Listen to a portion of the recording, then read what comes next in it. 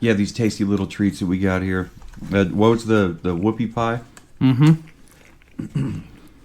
It's like a flaky little. No, it's not flaky. It's a crumbly little brownie tasting thing. Yeah, with some delicious cream filling in the middle. Cream filling in the middle. I want to try one of those scone looking things with the mango in it.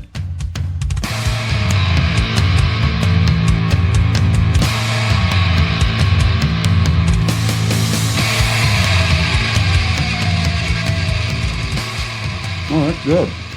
That mango thing? Now, these aren't the tasty...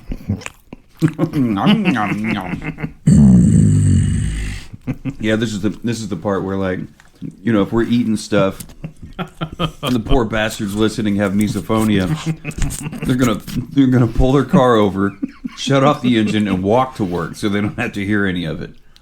Like those people that have time suck popping up right after they're getting into their vehicle straight out of a mechanic shop. They're like, "What the fuck are y'all listening to?" Just to play it off. Yeah. They're like, we're sorry. Yeah, them that's apologize called, for what you're listening to. That's Cummins Law. Dan Cummins Law from Time Suck. So he'll be talking about awful things, and he has awful dark humor, and he makes the most horrible jokes out of the most terrible things, and it's so fucking hilarious. Especially when you think that, like, if you're listening to the episode via Bluetooth on your car, and then, you know, from your cell phone, and Bluetooth to your car from your cell phone, and then you take your car in to get oil changed. These stories happen all the time. So, like, they'll go in, they'll give the mechanic their keys, they go in the waiting room, they sit down, pick up a magazine, fucking flip through the channels, whatever. And then they're sitting close enough to where their car picks up their phone. And mechanic gets in the car, starts it up, and then, like, he's singing songs about Dan's voice appears out of the ether and starts singing songs about you know, just horrible things. And so, you know, well, looky here now, I got some puke, tastiest puke I ever did taste from a woman's beard. And they're just like, what the fuck? Or he's singing a song about, like, some cult member begging everybody's wife. You know, what, you don't like shitting on your own wife's chest? What the fuck is that about? True story. So yeah, there's all kinds of stuff with the Cummins Law. We probably won't hear those stories because we don't talk about awful things. I can change that. No, we have cocktails and rock tales, and we review things on this here podcast. I got a package in the mail today. What'd you get? My sister told me that she was sending me a little something extra, belated birthday. She had already got me the bottle of E.H. Taylor for my birthday. It was an early birthday present when we visited back in June. And she's like, "Oh yeah, by the way, you've got a UPS package coming. It's just a little something extra for a belated birthday." And I'm gonna read this little note that she a handwritten note. Handwritten note. Yep. I told you, son. These people are thoughtful. Yeah. Okay. So they have a good attention to detail with their gifts. All right. So I'm gonna read and share what she sent me at the same time. All right. The Lucky Duck Wilkes comes into play here. Right. LDW. So she says, "Hey there. Hope your week is going good. Well, thought I'd share one of my baby Blantons Oh, look at there. That's so cute. with you. I've seen those on the internet. Is that not badass? That's Yeah. awesome. That's a shot's worth of Blantons. Okay. But it's a John Wick shrunk down little bottle. That's so cool. It's even got the little horse. Yeah. It's got the little wax. Mm-hmm. So yeah, baby Blantons with you.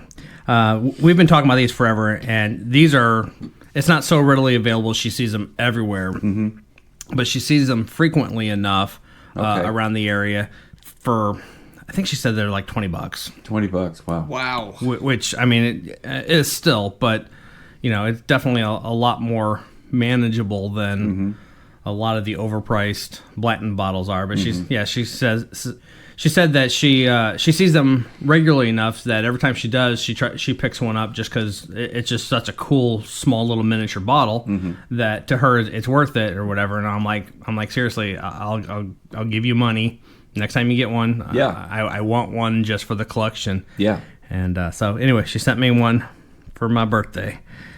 Also, I bought myself some of these tasting books and thought you may enjoy it. So she sent me this 33 bottles of bourbon little notebook, and it's got each page has the little tasting wheel on there with places to fill out your nose, palate, finish, write in what they are. So it's kind of just like a little handwritten journal kind of book. Yeah. And then the next piece, I'm going to hand this over to you. Okay. Because this is for both of us. Really? I've already looked, so I already know. So go ahead and open that up, and then I will continue reading. Okay. And she says, and the curveball is for you and Jonathan to review or laugh at. To review or laugh at? Mm-hmm. And I'm going to stop right there until you get it open so you can kind of see what it is. Well, I like to laugh at things, especially myself. It's like unrolling a... Oh, dear God. So it's a barbecue whiskey. And she says, and y'all being in Kansas City, it seems silly and fitting. Enjoy. This is really fucking weird because like I just found this bottle at Target the other day. And I sent pictures to you, and I sent pictures to you. No, you were there. I was there with you. You were there, and I was like, "What in the blue fuck is this? Like, who makes barbecue flavored?" You were like, "I don't know. It could be cool." So you knew some shit I didn't. Actually, I'm gonna go into the messenger here and like read it verbatim. Like I know I had to have been like, "What in the fuck? What are these people doing? Like barbecue? Fucking what? No way. Who would drink this shit?" I saw you unroll that. We are. Yeah, we are. We're gonna try it. I saw you unroll that, and then I heard you say barbecue whiskey, and I was like, ain't no way. And then I see the packaging, I'm like, motherfucker. Like, well, I'll be damned. Look at there. What the hell is even that? Damn it, Bobby. Damn it, Bobby. Man, I'm going through our messages because like we've messaged an awful lot, I guess. And so like this was after you had gotten in your wreck with your car, and I said I don't even remember saying this to you, Wayne, but I'm talking about my son visiting the doctor because it's been a couple days and he's feeling the pain. And said I'm trying to get him to have a cute nurse take a look at his ding dong, but he's not having it. Why would I say that? Why would you not say that? I don't know. What's wrong with me, man? Well, there's a list. Yeah. Well, where do I begin? Yeah, I'm not seeing it. I'm not seeing. I know I took a picture and sent it to you. Why am I not seeing it? And this little Blanton's bottle, that's actually a real cork stopper on it too. Yeah, I saw that. Very cool. Just like the OG. Yep. Very cool. I don't know. Must have been too long ago that I saw it. But you know what? That's really cool. I'm really glad. Thank you so much for getting us the curveball. So if it's anything like the dough ball or anything like the screwball, throw it back. Yeah, I expect it to be. It's probably going to taste like sweet barbecue chip water. Lay's Casey Masterpiece Barbecue. Yeah, something like that. It'll probably be good, and I'll want to fucking hate myself for liking it, and like I'll probably end up buying a bottle when I make my own barbecue sauce. Curveball Original Barbecue Whiskey. Yeah, because you can make a bourbon barbecue sauce, and I bet this would be stupid good in it. I haven't even tried it yet. And I mean, you're right. Yeah, it's bourbon barbecue sauce, but I'm just having a hard time wrapping my head around what is this thing going to taste like. Yeah, you know what? We haven't opened it yet, but we know what it's going to taste like. We're going to find out. We're going to find out if we're right or if we're wrong or somewhere in between. I'm looking forward to it. I've never looked forward to like not wanting to try something so bad. Or no, I've never looked forward to trying something that I previously never wanted to try in my life. There you go. We Then talked just about now. it in the store. Yeah, You we were did like, talk about I it. don't want to try this. I stood there for a good 5 minutes talking mad shit on the whole concept of barbecue whiskey. And we get here oblivious as fuck. Right, and here it is, right in front of God and everybody. Yeah, now I'm fucking stoked, and I'm really looking forward to trying it. I really am. So thank you so much for getting us the curveball to try out on the podcast and let you know what we think. Has she tried it? I don't think so. I Probably think because she's horrified by the whole idea of it. I think she bought it just for our exclusive pleasure. Okay, So spiked. Because it's spiked, all right. It's whiskey. Yeah, I sure as shit wasn't gonna buy it and bring it in. I was not gonna cross your threshold with this insult. Looks like somebody loves somebody a little more. You know what? Yeah, she's a great sister. I mean, I can count on no fingers how many times that my sisters have bought me any whiskey or anything. Me too. Right. Well, I mean, she doesn't even turn 20 until this December. God. Some people just should not have made it to adulthood. Good times. Good times. Shall we get rolling? Let's get rolling. Let's do it. Yeah, my son's been looking forward to trying this out since we watched the first since he first watched John Wick. Mm-hmm. And I found out what it was and tried to hunt this thing down. So, welcome to the Savor the Burn podcast. Thank you for listening on your podcast app of choice. Be sure to stop by YouTube and hit subscribe. That way, you've got a chance. Your name is in the running for winning the bar toolkit that we're giving away for free. All you got to do is be a subscriber before Black Friday, and by golly, this sumbitch could be yours. But until then, thank you for listening, and definitely subscribe and follow along on Facebook, Instagram, Twitter, TikTok, YouTube.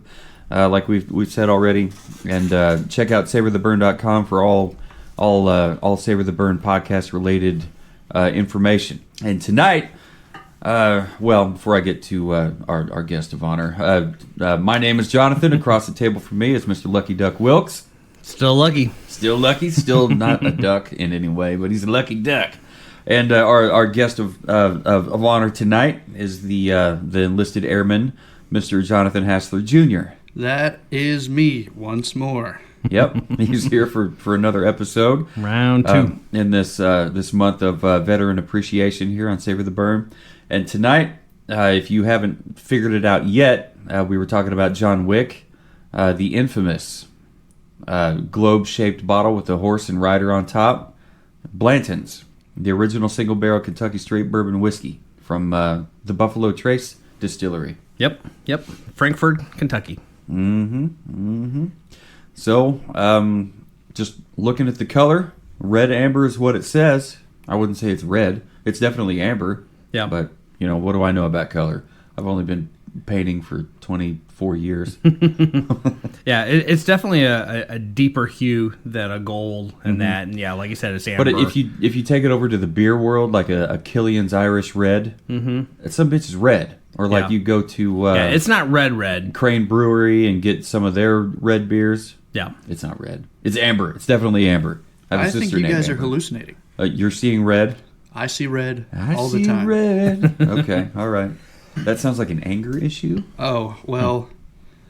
Might want to see a doctor about that. Somebody with a PhD on the wall. The voices are telling me things. See, there we go.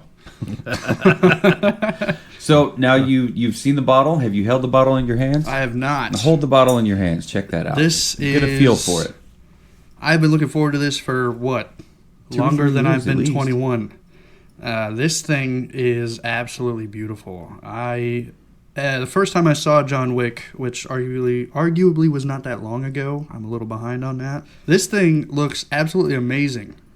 I am very excited to try this. Very unique bottle. Yes. Nobody else has that that kind of globe design. It looks like something you could beat someone's skull in with. If need be. But if you disrespect that bottle like that, we're going to have problems. It's not a crack in it here, is it? I don't think so. No, I'm kidding. Yeah, Blanton's comes from the Buffalo Trace Distillery.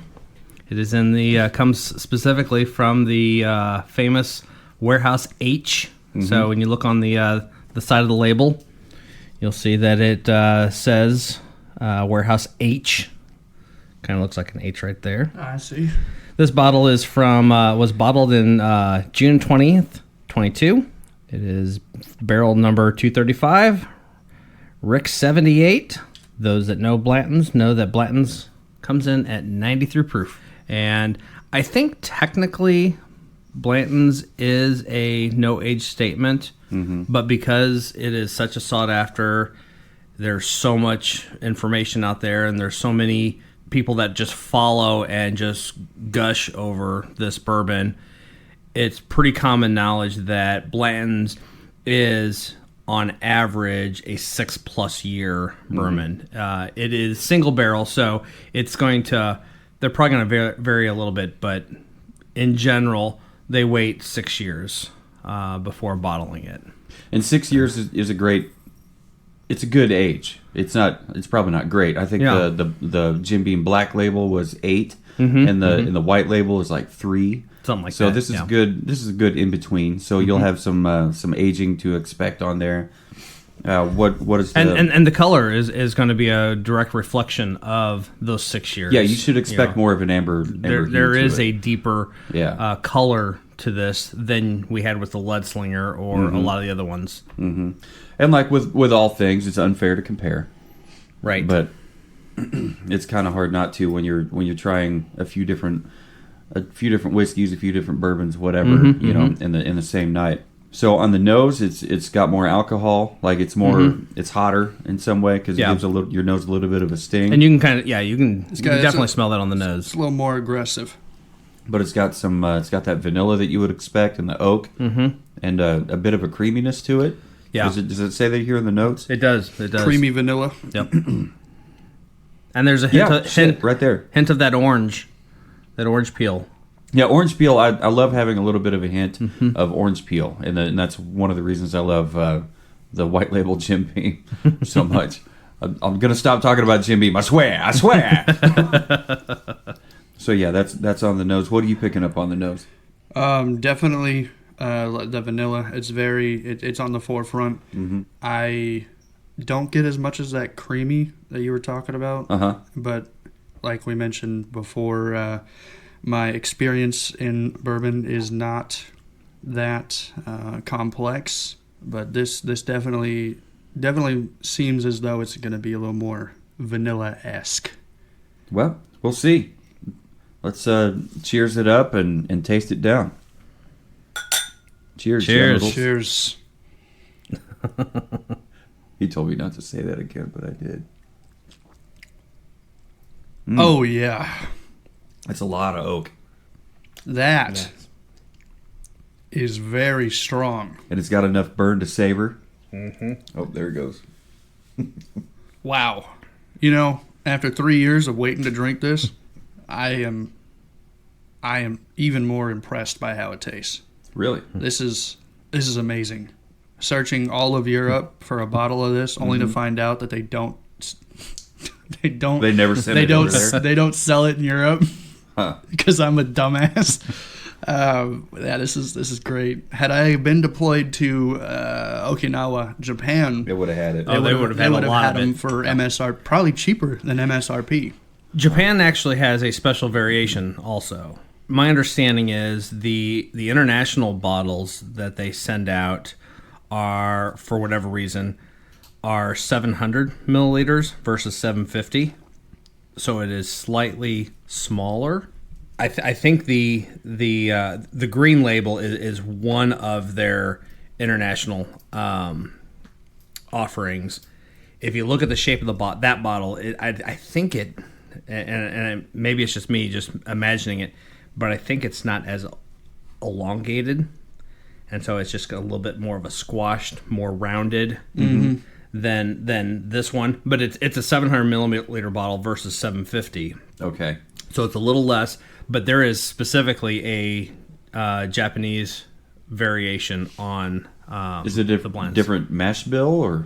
That I don't know. I have not researched the specifics on there. Okay. I would hope it wouldn't be. I know it's more expensive if you find it over here.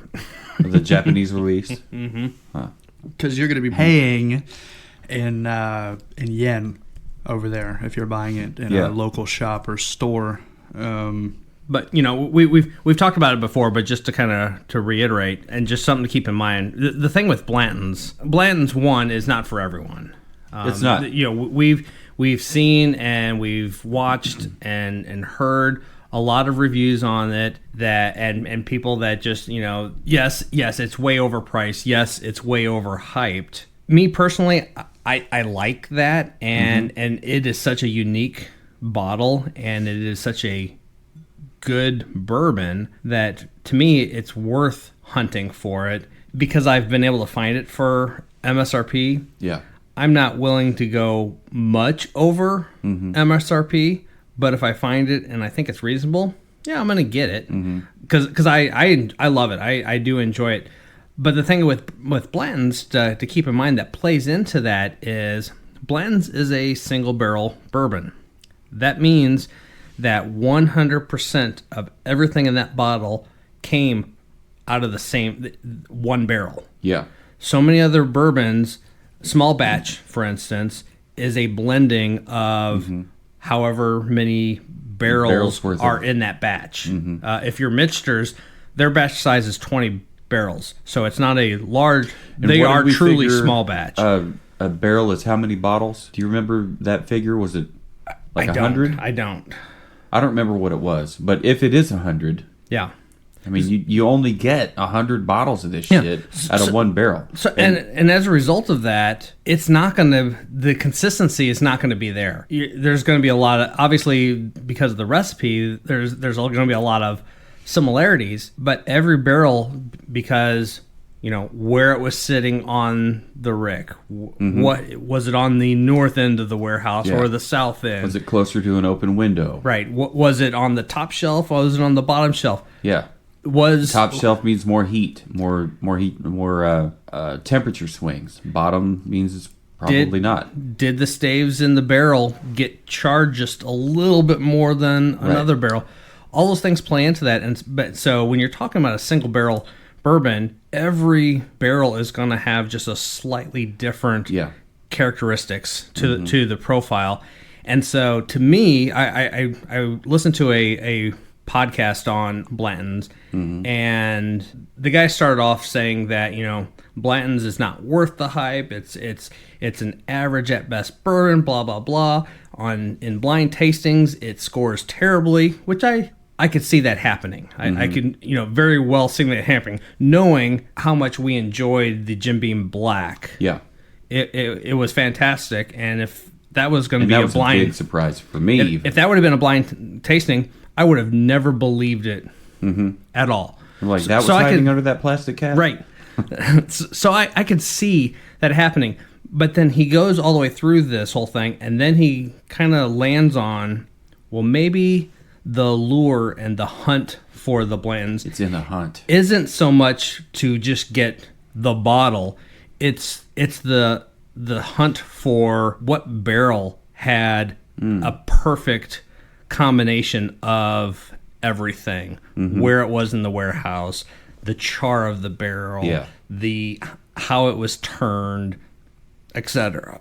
The thrill of the chase was definitely part of the fun on this one. I mean, I just so happened to be invited onto the podcast and had no idea that Blanton's was even involved. The second I found out, I was like, oh, holy shit. Yeah. At first I told him that that I'd love to have him on the podcast. Like, yeah, sure. I don't know shit about fuck, but okay, cool. My words, not his. And then we made the decision to throw Blanton's at him. Yeah. And then he was like, oh my heck. Gosh dang. I'm there. He was definitely stoked to be here. I did not use those kind words. He did not. That's what is it? Mormon time suck speak for oh my god, fuck yes.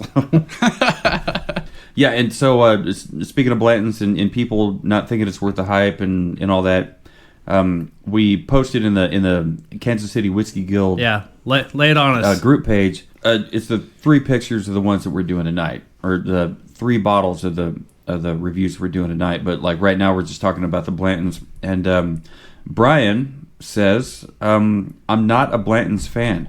Not bad whiskey, just isn't my taste." So I can respect that. Yeah, I mean, it's not. It's like this Blanton's to me tastes like it's the closest thing to a sour mash whiskey that you can get without it being sour mash. Because I don't think this is a sour mash. I don't think so. Not like Crown Royal or Jack Daniels or something.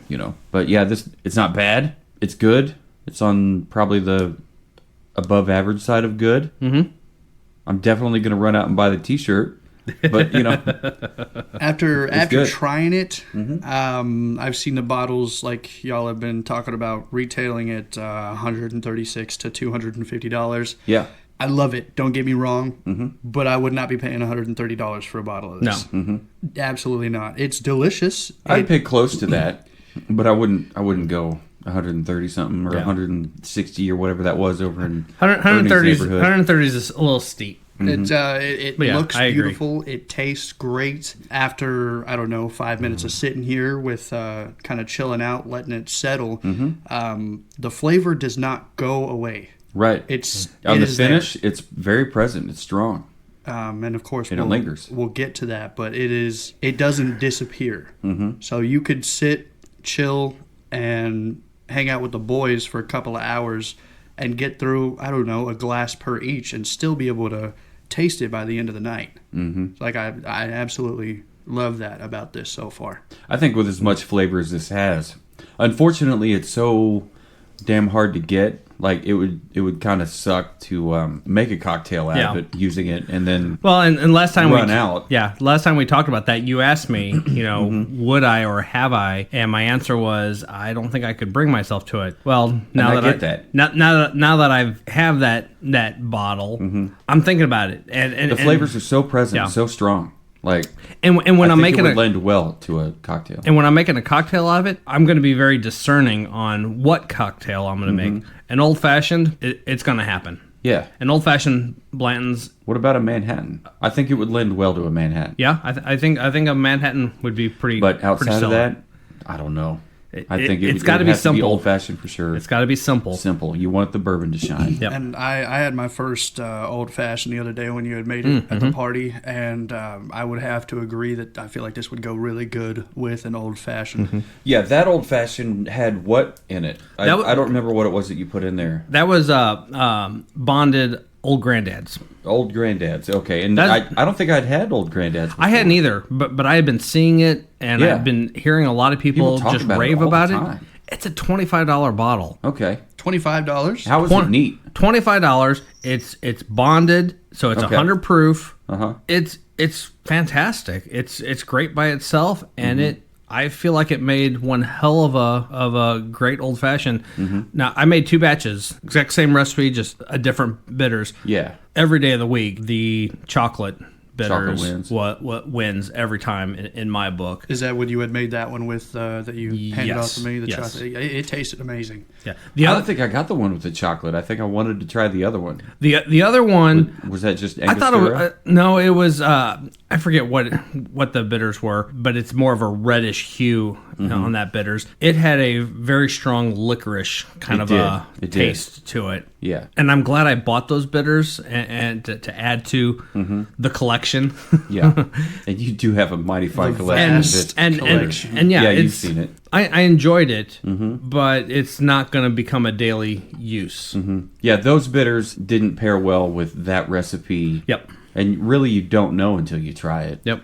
But it was not a fail. It was still a good old fashioned. Yeah. Well, and at the end of the day, here's the cool part. I had one bottle of Old Grandad's that I bought. One $7.50 bottle. By time I mixed in the bitters, the simple syrup, the Damara homemade rich syrup, and then a couple of the videos that I've seen that kind of talked about how to do a batch on there suggested a couple ounces of water to add in, which compensates for the natural dilution you would get in your mixing process. So I added in a couple ounces of water with that. I got 2 750, bought not full, all the way full, but 98% full out of one $25 bottle of Old Granddad's. Wow. Cool. Very cool. Wow.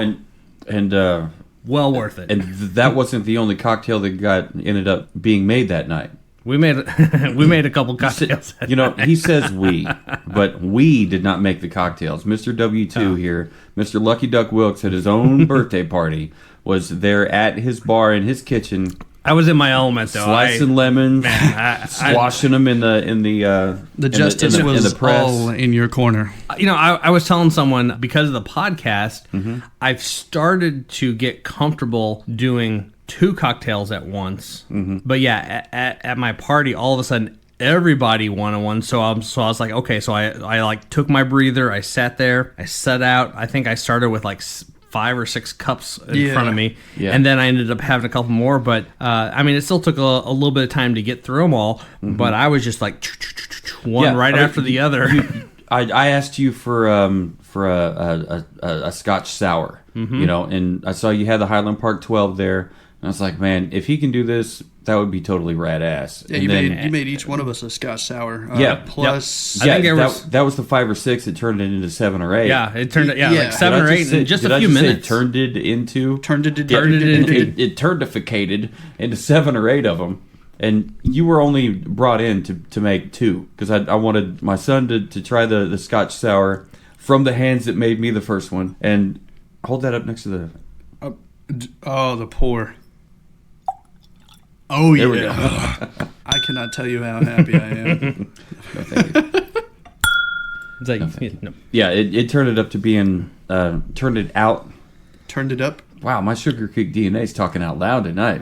It turned out to be way more cocktails than I think you were really anticipating. But I got on a roll, and I was just like... Yeah, you lined out your process, and I was going to take video of it, but like I'm running low on video or like space on my phone. I'm like, fuck, I can't. And Stephanie's calling me an asshole for even taking video. I'm like, who the fuck are you? What do you fucking care? But I'm kidding, of course. But I was like, why is she calling me an asshole is really what I thought. But I was like, what the fuck did I do? Why am I an asshole?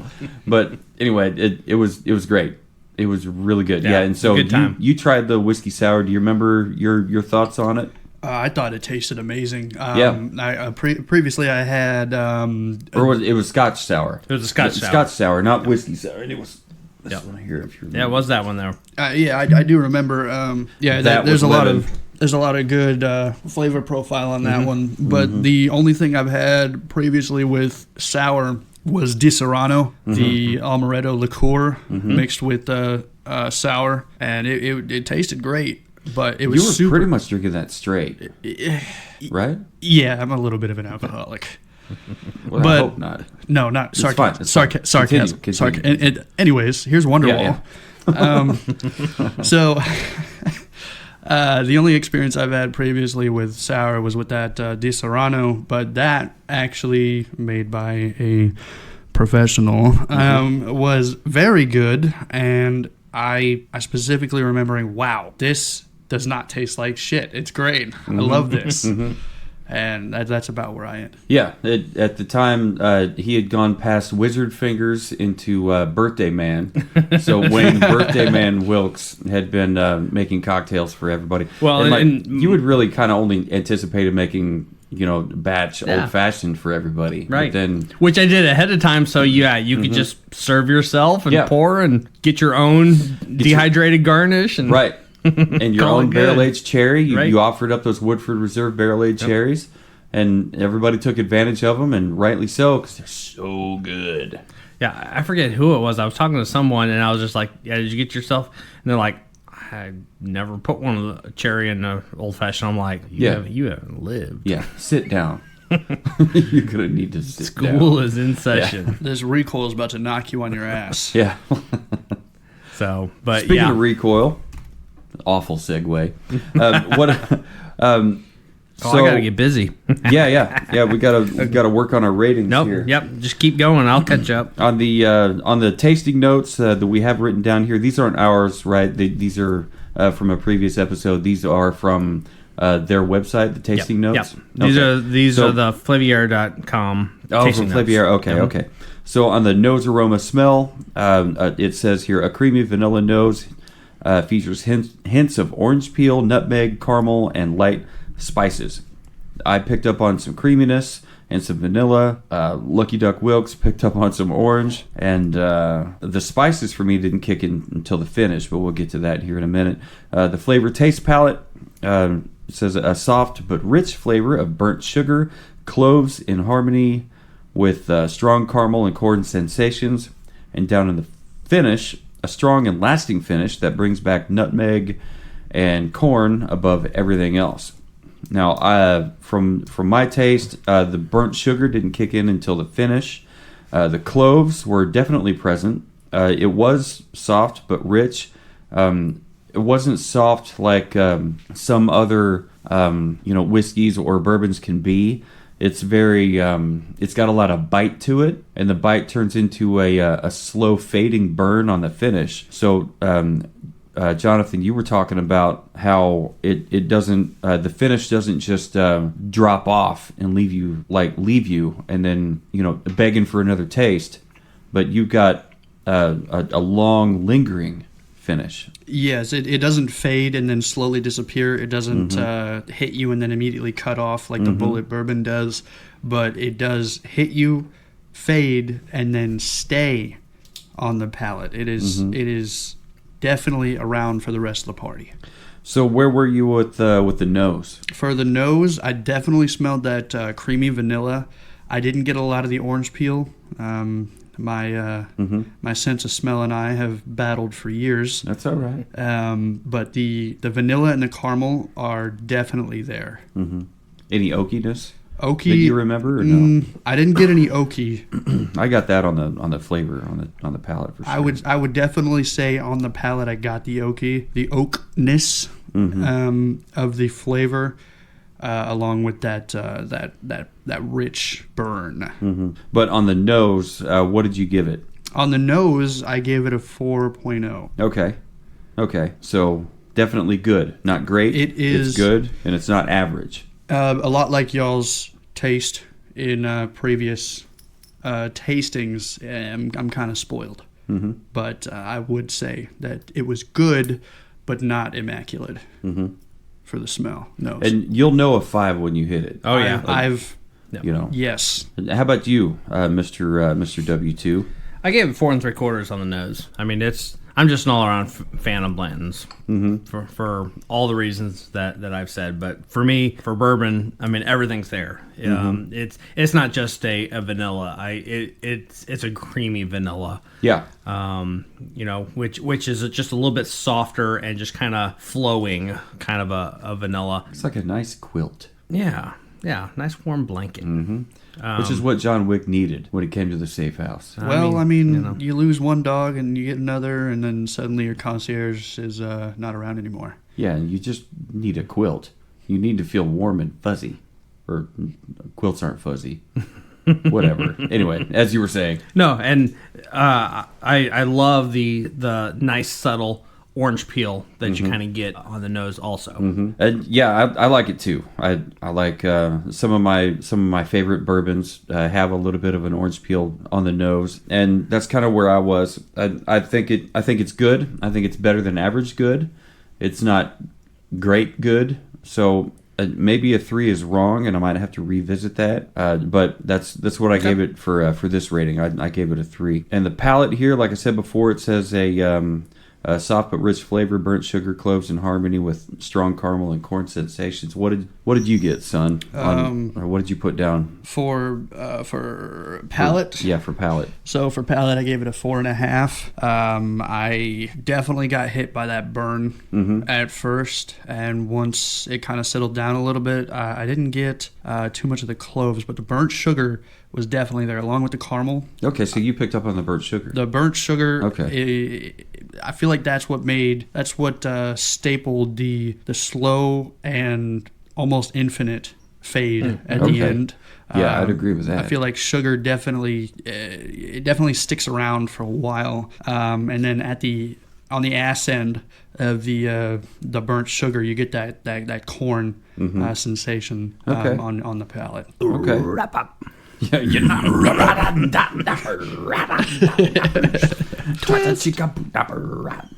yeah, so that's cool. I didn't really pick up on a whole lot of quote corniness from the Blantons. I don't know if I did last time or not, but anyway, that's how about you, Mr. W2? What did you get on the palate? I got another 4 3/4. Feeling generous. Yeah, I mean it's great on the palate. I mean there's a nice rich caramelness there. I get a little hint of the cloves. Kind of a cloves / allspice kind of a spice to it. Like you said, Jonathan, I don't really get a corn out of this one, which is interesting because for it to be a bourbon, 51% or more of corn, you would think all bourbons should have some amount of corn in there somewhere. And I think there's just so much else. There's so much more going on in there. That, the corn gets lost in there for me. I think that's why I can mostly taste it 5-6 minutes after I've taken my drink. Okay, so you're finding the corn on the finish. On the tail end of the finish. Okay. Well, the finish, we'll get to that in just a second. I agree with pretty much everything you guys have said, but I gave it a straight 4. So you, Jonathan, you gave it a 4.5. W2, you gave it a 4.75. I just gave it a 4. So I feel like I'm not rating this as high as you guys, which is weird because I do enjoy this. I do like it. But yeah, I gave it a 4 on that. Finish. All right. So you mentioned you picked up on corn on the finish. What else? Anything else that stands out besides the lingering finish? That burnt sugar definitely held the corn at the very, very end. As you might take a little drink of water, even taking that drink of water, swishing around in your mouth, you can still taste the caramel and the corn sensations. It is around and it's there to stay. For the finish, I gave it a 4.0. Okay. How about you, Mr. W2? My finish is... What did you give your finish? 4.0. I was at 4 1/4. Okay. Any particular reason? I think it's a great finish. I mean, I came down from my other 2 ratings on it, but yeah, I feel like it's just a great lasting finish that the burn pretty much sizzles out, but those flavors just kind of keep going. The burn fizzles out, but the heat is still there. Yeah. For me. Yeah, I agree with that. Yeah, very cool. I gave it a 4 on the finish. Like Jonathan, you had said the burnt sugar showed up for you on the finish. It definitely did on mine too. I circled burnt sugar on the notes and pointed it at the finish, not meaning to point it at the word lasting, but it's lasting there. And where the cloves were in the flavor and the finish, it was nutmeg. I still didn't pick up on corn, but it had a spicy finish to it. So it makes me wonder what else in that. Sorry, I couldn't help it. Good times. Twist. So, for me, it had some a spiciness to it, which reminds me of like a rye spice, but it didn't say anything that I've read in the notes or on the label anywhere about it having rye in it. But it could have it in there. I don't know. But I mean, last but not least, bottle presentation has a lot to do with how we found this bottle. Yeah. I mean, thanks to the movies, the John Wick series, we had no difficulty in finding this. I think when we were watching the movies, I Googled John Wick bourbon almost or John immediately. Wick whiskey or whatever and found that it was Blanton's. And I was like, well, if he's drinking it, it's got to be fucking everywhere. And Nope. My naivete was showing hard because, I did find it almost immediately, but it was $200. And I was like, I'm not doing this. You know why? Why? Because he's drinking it. Because No. it's Keanu Reeves and because he's you a don't have the national gold treasure. coin that you go. Oh, yeah. If you had the gold coin to slide across the counter, they would say, "Thank you, Mr. Wick," and hand you your bottle. Anything I can give you? Yeah. And he just says the usual. So, bottle presentation. I gave it a 4.5 because I was short-stopped on what a bottle that looks really good looks like shortly before we started recording. I tainted it. You tainted my idea with of what the a good Bookers. bottle. Yeah, the Bookers I absolutely should've waited. destroyed me. Yeah. Totally should have waited on that one. Yeah, I mean that one's just out of the park. Not all Bookers come in that way, though, do they? They all, they all come in a little They all box. come that Yeah, way? Yeah. That's impressive. So, I mean, the presentation isn't just in the bottle, it's how it's presented in the movies. It's how the transaction occurs in the John Wick movies. It's how difficult it is to chase, find, and finally enjoy this bourbon. Yeah, you have to guest on a podcast to even try it. Yeah, I mean, I took leave and they were like, hey, Well, and When you come back, well, here's a wrench in the bottle presentation piece of it. I've got 2 bottles that I've gotten, and what I did not get that is supposed to come with it is it comes in a bag, kind of like the Crown Royal type bag. Comes in a brown bag with embroidered Blanton's logo on the front of it, and then that is inside of a Blanton's box. I got 2 bottles that what you see is what I got, which I'm not complaining at all about. But I didn't get the cool bag. I didn't get the box that it came in, and as a result of that, you know, if I was to segue into what I rated, I gave it a 4.5. okay. And I docked it down because with this bottle here, what you see is what I got. I didn't get my bag. I didn't get the box, which, you know, at the end of the day, you throw the box away. At the end of the day, you stuff the bag into a drawer and Forget about it. Forget about it. If you're a guitar player, bass player, whatever, it's full of picks. Right. You know, like an old Crown Royal bag. Yeah, just you with know. pinkies up. Pinkies up. Yeah, it's a pinkies up Crown Royal. But you try to compare that with the Booker's wood box, burnt, branded outside of it. And so, yeah, we ruined him. Yeah. Thanks a lot, Bookers. Fucking ruined it. Well, I mean, considering I have seen, thanks to the podcast, I have seen some really good examples of top-notch packaging. That said, I mean, this bottle, There's no other bottle like it. no other bottle like it. Like, I've Zero. never seen another bottle like it. No It's- one else has anything It's close to lobed. this bottle. It's fluted. Is that fluted here on the side? What do you call that? Honeycombed? Honeycomb? Maybe? Maybe. I don't know. Yeah, it's got It's got a horse and a rider on the top. What letter is it? It's T. That was a T. That's a T. Tango. That makes it a Teschel edition. Not special, but Teschel. That was just really fucking stupid. Anyway, You're done. I'm done. Stupid wiki. But I mean, it started the hunt for probably countless whiskey drinkers absolutely. and enthusiasts. You know, the people that love John Wick and they just had to try what John Wick was trying. I mean, if Keanu Reeves likes it, Right. which who knows if he really likes it, he might fucking hate it. But his character his loves character, Yep. that was his go-to. So I mean, if it's John Wick's go-to, then how bad could it be? It's got to be great. It's got to be And the Kevlar 3-piece suits. So, you know. right. Who doesn't want one of those? I want one of those. Those are probably harder to find than the Blantons. I'll take one of those into combat. I don't care. Yeah. As Ozzy makes himself known again. What's up, little dude? Yeah. Road to nowhere. So I gave it a 5. I think when it comes to this is probably gold standard. I would think is a 5. Now when it comes to Booker's, that's above 5. It's going to be. It's got to be. Yeah. It has to be above 5. Like that's a 5 and above. So I mean, if you gave it a 1 to 10, it'd be like you said, a 15. That's also a 127 proof bourbon. It's pretty fucking strong. It'll knock your socks off. I'm It'll looking rock for- your shit. I'm looking forward to it. Yeah, me too. I'm ready to ride those coattails. Coattails? I'm ready to ride those coattails. I think that's enough Blantons for you.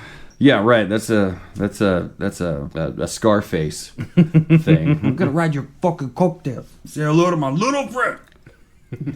But altogether, what was your final score there? My final score was an 8.5. 8.5. How about you, Mr. W2? 9 1/4. 9 1/4. That's a good score. Mine was an 8, which was higher than I thought it was going to land. I started feeling bad about my review points here, but I'm definitely very curious to go back to the website and compare our numbers tonight with what we rated it last time we tried it. Yeah, me too. And I was trying to think. I was trying to rack my brain, like, fuck, what did we think about this before? But I remember, like, after I had circled some stuff and drawn a long arrow to some other points in the tasting notes, I knew I had done that before. I mean, that brings me some comfort. I don't know. I think I'm pretty sure I rated it higher last time, like maybe 8.5, 8 3/4 something. But yeah, it's just an 8 for now. Maybe it's the day I've had and I'm taking it out on the Blantons. I don't know. But yeah, I'm still happy with it. Still happy with it. It's a good bottle. I'd still run out and buy the t-shirt. Hell, I definitely would. I'd run out and buy the Mitchter's t-shirt, like the I like that label. I was trying to find it, and I'll just buy that and wear it on stage. I would buy a baby Blanton's.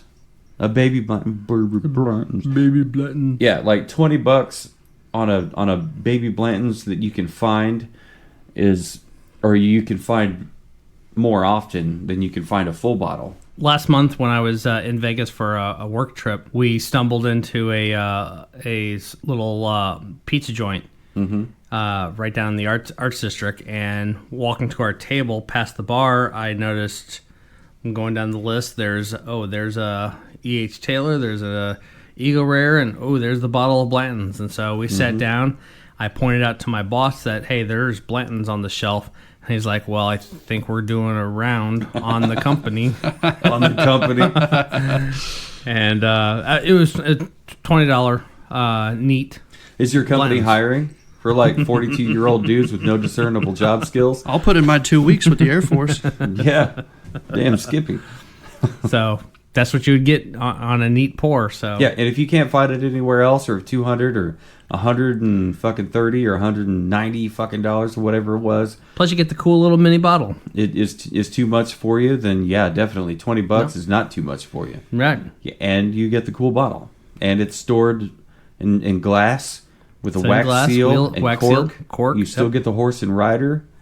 You get the cool Blanton's globe, honeycomb kind of shape to it. It's everything. It's everything you're looking for right there for $20. I'm excited. If you can find that.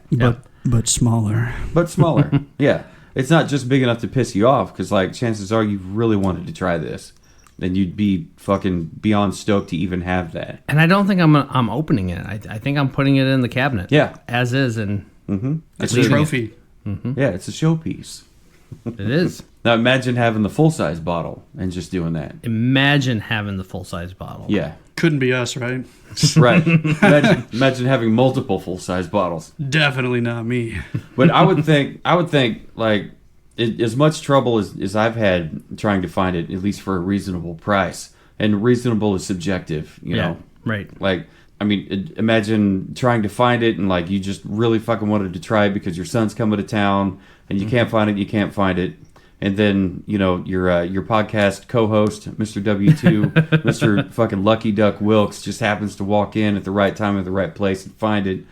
Not just one bottle, but he hits you up and says, hey, they have another bottle. Yeah. Do you want it? Well, and that's the great thing, being part of the local music scene, we've got a lot of connections and stuff. Yeah. And a mutual friend of ours that used to work at a club that has since closed down, but Aftershock. Aftershock, yeah. Billy, Rest in peace. his name's Billy. He works at a liquor store, and I wasn't sure what liquor store he worked at, but I would just happen to be just working away, and I was kind of getting myself sidetracked for a second, so I pop open Facebook and refresh Facebook, and he had a post that was the top of my feed. Hey, got 2 bottles of Blanton's that came in first come, and so I messaged him. I'm like, or actually, I looked to see where the liquor store was, and I was like, son of a bitch, that thing is literally 3 minutes around the corner from where I work. So I messaged him. I'm like, hey, are those still there? He's like, yep. Looks like I'm leaving the office for a couple minutes. Yeah. And so you got there and you're like, you're never going to believe this. I'm like, what? You're like, I found him. little higher than retail. Check it out. And I'm like, holy shit. And he was like, yeah, they had 2 bottles. Like, fuck. He's like, would you be interested? They were at this price point. They weren't like, it wasn't retail. It was... Yeah.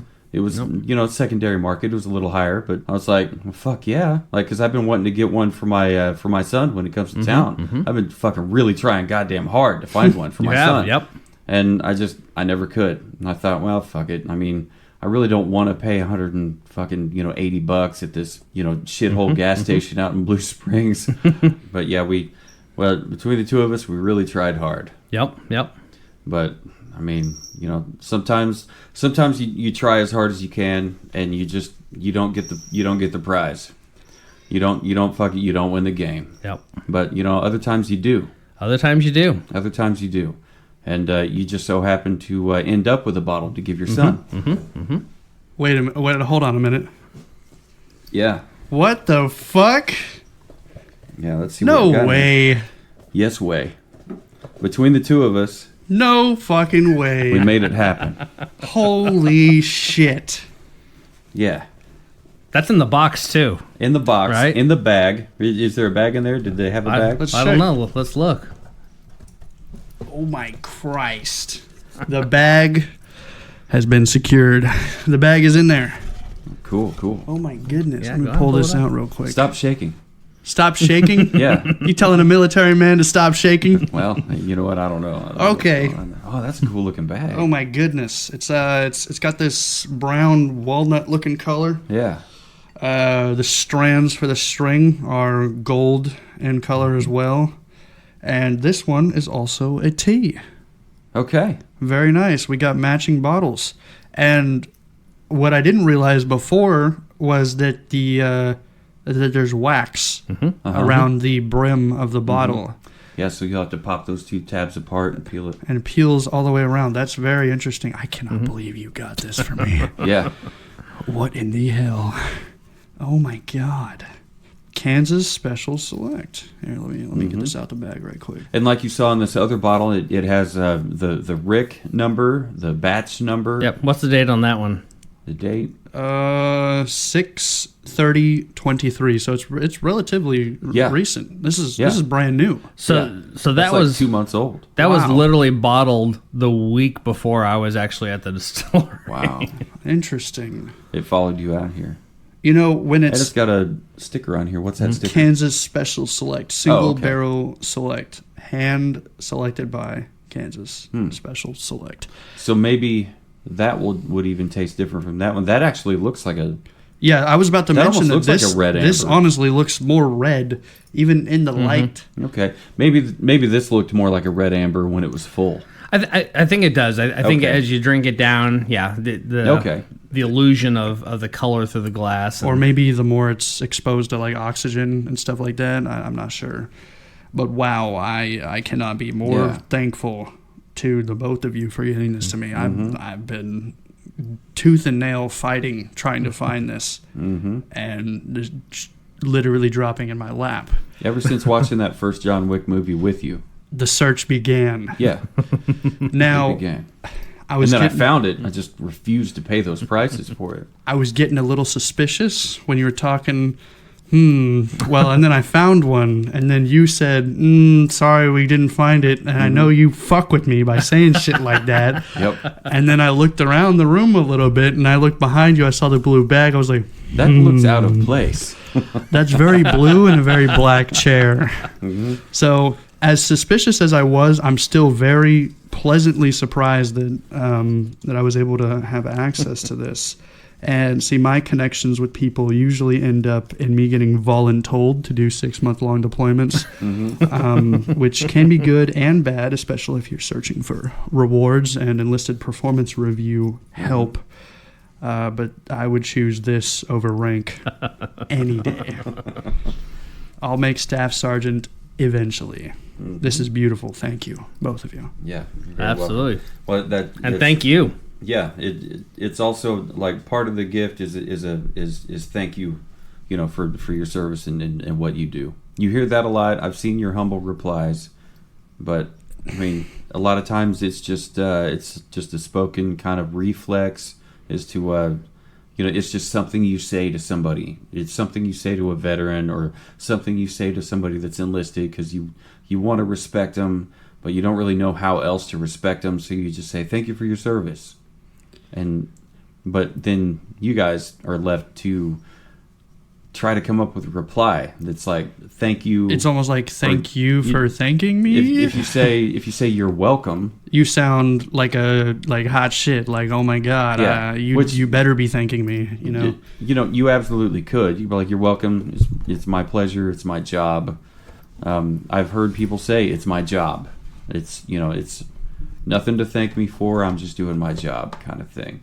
I've used that response, and I've also gone into more depth with it. Some people have said, "Oh, thank you for your service," and especially if it's somebody I knew before I joined the military, and they say that, and I know they really mean it.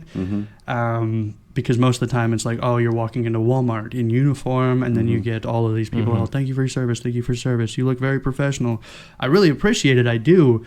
It's just coming up with a response to that, especially being around military personnel so often, surrounded by that environment at all times. It's not something you think about, because I live on base. I'm not around civilians all the time. I am more immersed in civilian life right now than I have been in the last 2.5 years. And it's great, but it's very difficult to come up with a response to that. And a thank you like this, I'll remember this for the rest of my life. Permanent. This is burned into my brain. Yep. Blanton's burned. You got your first bottle of Blanton's on the first tasting. At the first tasting, the first chance you had. Thank God he enjoyed it. Yeah. This sucks. This is fucking awful. What was John Wick thinking? No, don't give it to him. We're gonna put that bag away now. We're using that for cocktails for instead. Ourselves. Put the blue bag away. Very glad you enjoyed it. I tried to throw you off the scent, like when I told you that there was a surprise.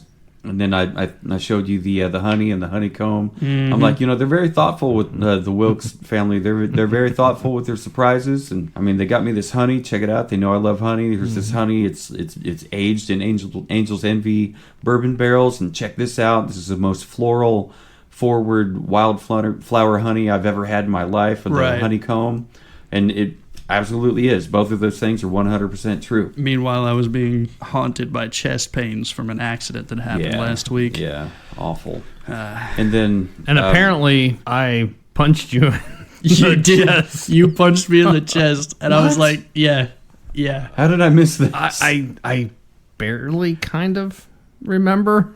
It was closer towards the end of the night at the birthday party, and I said, be careful, my chest hurts. He was like, no, it doesn't. Boom. Yeah, W2 was way past whiskey 30 by the end of the night. By the time we left, it was like maybe 11:15. Yeah, you were feeling good. Well, there was no sitting down to that recoil. It was hold on to the wall for dear life.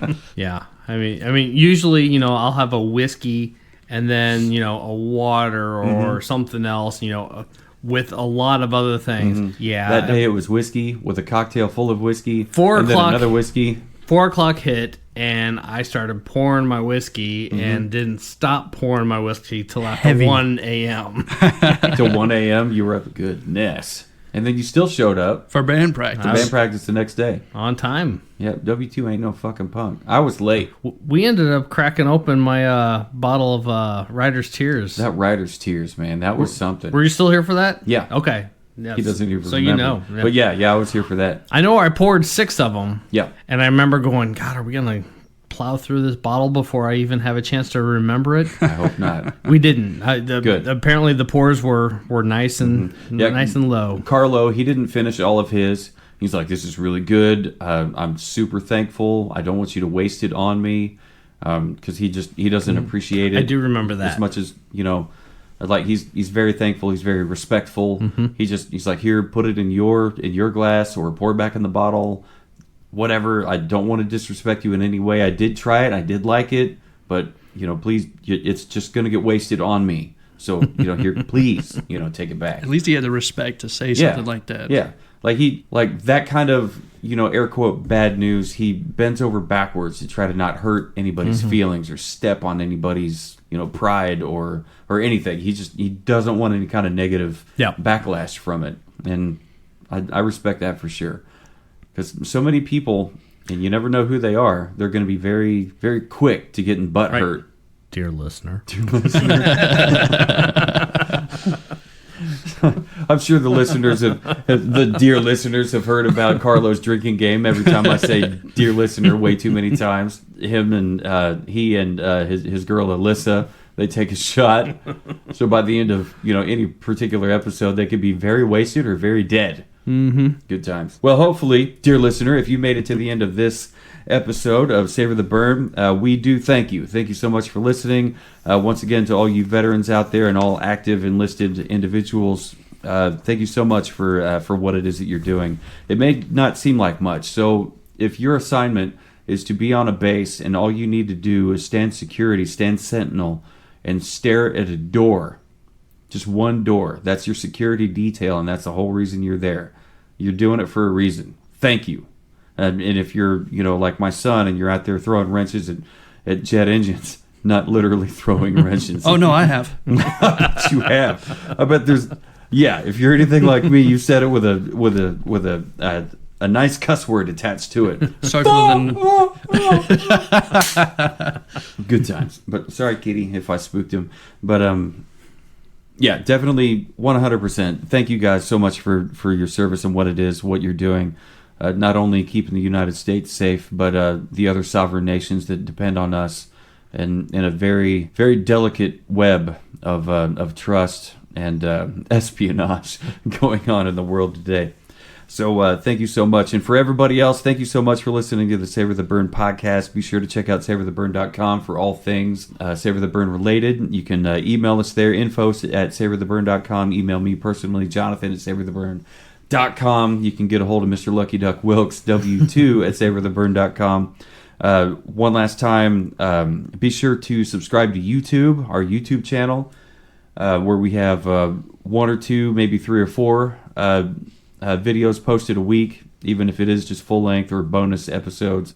With your subscription, you're automatically entered in a chance to win a bar toolkit that we're very excited to give away, and we're really looking forward to getting the feedback on how happy you are to win that thing.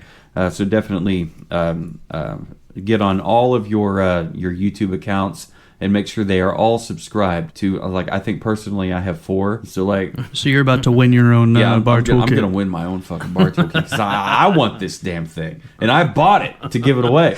And that's after we use it. So not only do the one that I bought that I was planning on giving away, we need to use it for we do. Display or there's a word. Yeah, display, purposes, presentation, whatever, active in usage of the things, so you guys can see what all's in it and how well it works when you mix up your own cocktails, whether they be simple or complex. But I bought that to give away, but now I remember or realize that I do get to keep that one because I have to buy a brand new one because nobody wants a used bar toolkit. So I got to hurry up and buy another one before anybody else can. So before anybody can win it. So, but if you do want to buy it, you don't want to chance it, but you are still subscribed. Maybe you'd be stoked to end up with 2. You can find it at the savortheburn.com/shop, and you can find it for sale in some of our Amazon affiliated links. Anyway, bringing this back to a point, thank you guys so much for listening to Savor the Burn podcast when we tried, once again, the Blanton's original single barrel Kentucky straight bourbon whiskey with the very cool Jonathan Hassler Jr., who got his very own bottle. Very own bottle. Before I got my very own bottle. Actually, I guess it was mine before I gave it away. Whatever, who cares? What good is it to bust your ass and work a whole bunch of overtime if you can't spend your money on the people you love? Very true. Well said. So, and that's not even my line. That's my bass player in Into Existence. He says that. What good is it to work all these hours and make all this money and you can't spend it on the people you love? And he's done that for me. And by golly, I like to spread that around. It seems to me like it's just the right damn way to live. So once again, one last time, thank you, veterans, for all you're doing, and active enlisted military folk doing the things that you do. And thank you, listener, for listening. And be sure to subscribe everywhere. Email us, tell us we're fucking dumb or we're right on point. And once again, no matter who you are, where you are, who you're drinking with, and what you're doing, always remember to keep on burning.